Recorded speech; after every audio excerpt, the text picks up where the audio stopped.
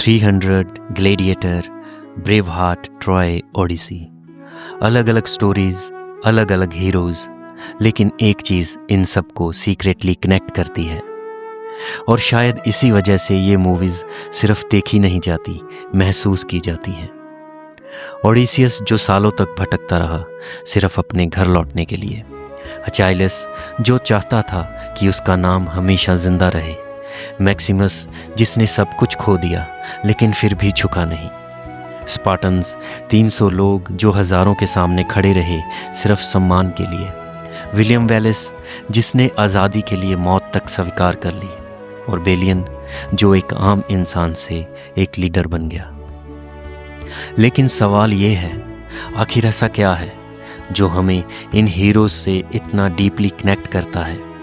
क्यों उनकी जीत हमें अपनी लगती है और इनका दर्द कहीं ना कहीं हमारा? सबसे पहली चीज़ है इच्छा। कोई घर चाहता है, कोई सम्मान, कोई फ्रीडम, कोई रिवेंज, और कोई अमर होना चाहता है। और सच यही है, यही सब हम भी चाहते हैं।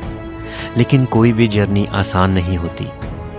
ओडिसियस समंदर में खो जाता है, मैक्सिमस अपने परिवार को खोकर एक गुलाम बन जाता है, अचाइलस अपनी ग्रेटनेस की कीमत चुकाता है, वेलिस अपनी पूरी ज़िंदगी लड़ाई में झोंक देता है, और स्पार्टन्स जानते हुए भी कि वो मर जाएंगे फिर भी पीछे नहीं हटते। यही हम कनेक्ट करते हैं, क्योंकि हम भी अपनी ज़िंदगी में लड़ रहे होते हैं, कभी सपनों के लिए, कभी परिवार के लिए, कभी खुद को साबित करने के लिए। लेकिन शायद इन हीरोज़ की सबसे बड़ी लड़ाई बाहर की नहीं, अंदर की होती है। फिर आता है दर्द। ओडिसियस अपने साथियों को खो देता है, अचाइलस अपने सबसे करीबी दोस्त को, मैक्सिमस अपने परिवार को, वेलिस अपनी शांति को, और स्पार्टन्स अपनी जान देकर इतिहास बना देते हैं। यही वो एहसास है जिसे हर इंसान कभी ना कभी महसूस करता है, हार, दर्द, अकेलापन, सैक्रिफाइस। लेकिन असली कहानी यहीं से शुरू होती है, जब हीरो हार नहीं मानता, वो फिर खड़ा होता है, फिर लड़ता है, फिर टूटता है और फिर उठता है। यहीं से पैदा होती है उम्मीद। और शायद इसी वजह से हम इन स्टोरीज को कभी भूल नहीं पाते। अंत तक ये हीरोज़ बदल चुके होते हैं। ओडिसियस अब सिर्फ एक वॉरियर नहीं, एक सर्वाइवर बन चुका है। मैक्सिमस अब सिर्फ एक सोल्जियर नहीं, एक सिंबल बन चुका है। वेलिस अब सिर्फ एक इंसान नहीं, एक आइडिया बन चुका है। स्पार्टन्स सैक्रिफाइस का सिंबल बन जाते हैं, और बेलियन एक सच्चा लीडर।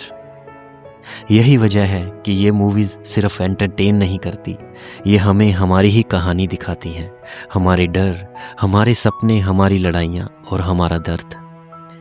तो इन एपिक वॉर मूवीज़ में क्या कॉमन है? ना सिर्फ वॉर, ना सिर्फ एक्शन, ना सिर्फ हीरोज़, बल्कि वो इमोशंस जो हर इंसान के अंदर होते हैं।